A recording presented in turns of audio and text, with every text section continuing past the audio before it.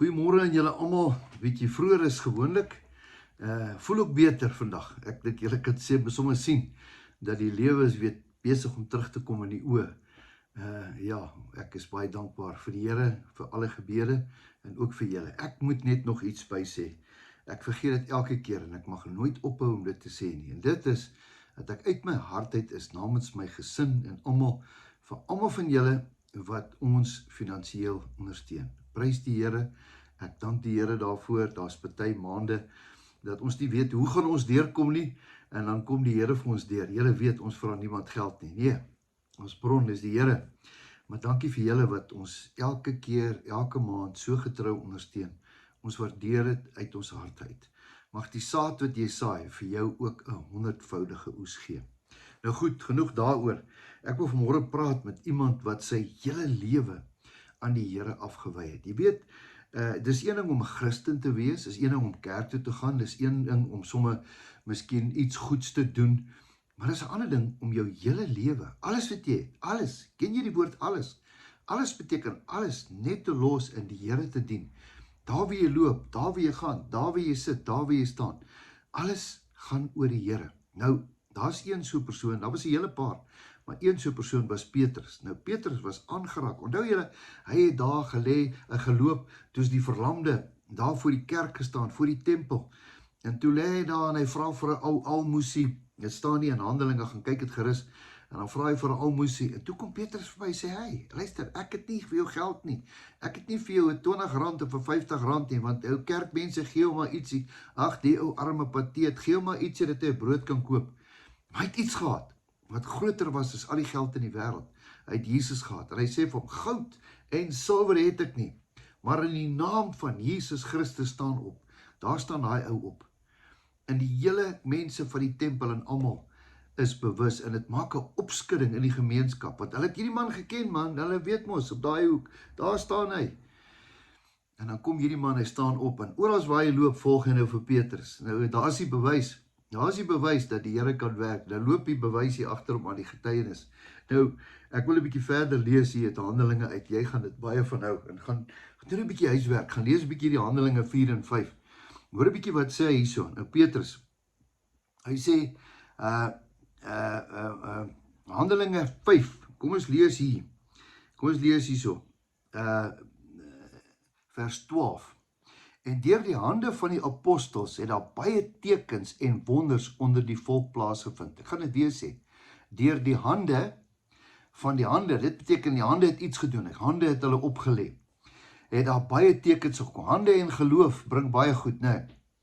Daar baie tekens en wonders onder die volk plaasgevind. En hulle was almal eendragtig saam by die pilaar ingang van Salomo. Eendragtig. Weet jy wat beteken? As daar eenheid is. Jy weet, daar's 'n skrif wat sê, ek dink is Psalm 139 of 33 wat sê, when brothers pray in unity, God commands a blessing. So as 'n mens eendragtig is in 'n saak, dan gebeur daar iets, want dan kom geloof in aksie. Geloof kom wanneer jy dit spreek. En wanneer klomp mense dit saam spreek en saamstem, daar gebeur die dinge. Nou hoor 'n bietjie wat gebeur hier. En deur die hande van die apostels het daar baie tekens gebeur. As die Bybel sê baie, dan was dit baie. En onder die volk plaasgevind. En hulle was almal eendragtig saam by die pilaar ingang. En daar was niemand van die ander wat dit gewaag het om by hulle te voeg nie, maar die volk het hulle baie geëer. En daar is meer en meer gelowiges by die Here bygevoeg, menigtes van manne sowel as vroue. Nou hier kom hy, die volgende ene. Sodat hulle die siekes op die strate uitgedra het op bedde. Kan jy dink, jy gaan nou hier na die plaaslike hospitaal toe. Jy sê vir daai manne, daai portiere, luister, bring 'n bietjie hier saal 1. Bring hulle almal uit. Hierso, sonder die drips. Bring hulle uit, sit hulle in die straat. Hier kom Petrus en sy manne wat eendragtig gaan bid. Kan jy dink, as dit daai tyd gebeur het, kan dit nou nog ook moes gebeur. Maar al wat kort is net 'n bietjie geloof, né? Sodat die siekes op die strate uitgedra is en op hulle bedde en draagbare gelê het. Kan jy self indink, hier lê hulle in die strate. Hulle wag. Hoekom? Want hy's 'n man van God, wat baie geloof het, mosterdsaad geloof het. Met die bedoeling dat as Petrus sou kom, het Petrus, was hy die Here? Nee. Maar hy was die instrument van die Here, wat die geloof gehad het. Al was dit net sy skaduwee wat op iemand sou geval het. Mense, is julle met my? Dit staan hier so vers 15, Handelinge 5 vers 15. Al was dit net sy skaduwee. Hy sê, en die menigte van die stede in die omtrek wat ook in Jerusalem by mekaar gekom het en die siekes gebring het en die mense wat deur onreine geeste gekwel het en hulle almal, wie wat staan nie? En hulle almal is genees. Kom ons gou net een definisie maak. Petrus, man van God, kan hy mense genees? Nee, hy kan nie. Kan ek vir julle sê, kan ek mense genees? Ek is in elk geval nie 'n dokter nie, maar kan ek, as ek bid, mense genees? Nee, ek kan nie. Maar die Here kan. Ek wil jy moet mooi hoor, die Here kan. Ek het al vir baie mense gebid, wat nooit gesond geword het nie. Ek het al vir baie mense gebid, wat gesond geword het. Maar dit het niks my uit te waai nie. Dit het alles uit te waai, met die Here se wil, en met geloof in my hart. Geloof is iets, 'n vaste vertroue, en jy spreek het.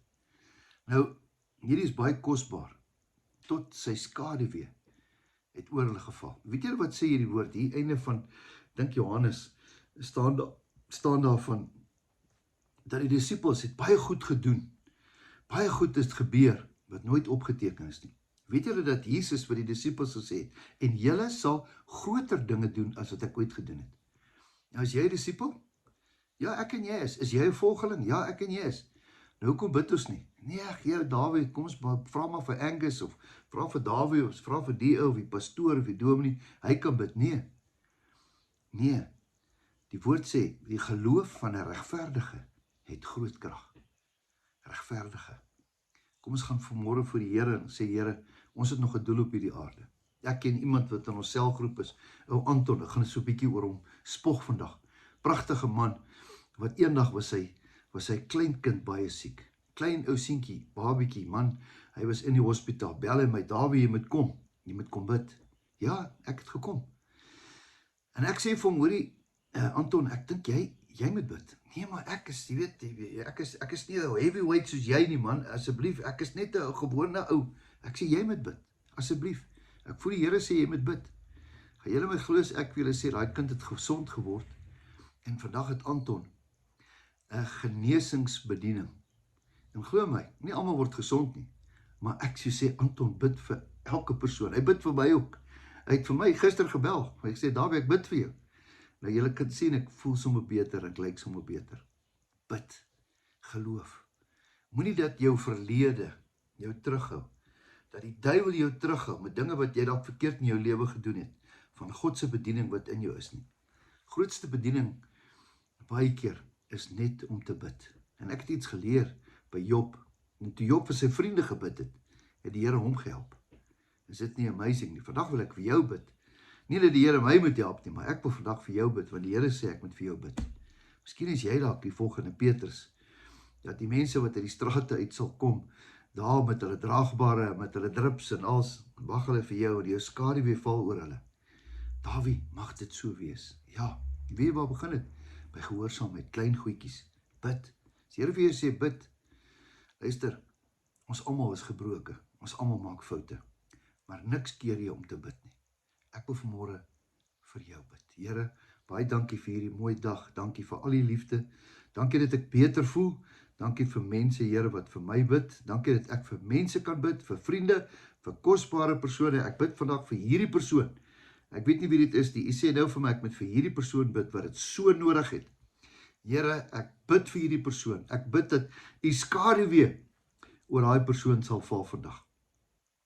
Dis my gebed in Jesus se naam. Amen. Wees geseënd in alles wat jy doen. Jou beste lê voor. Ek spreek lewe oor jou. En onthou dat Jesus jou baie lief het. Totsiens, tot 'n volgende keer.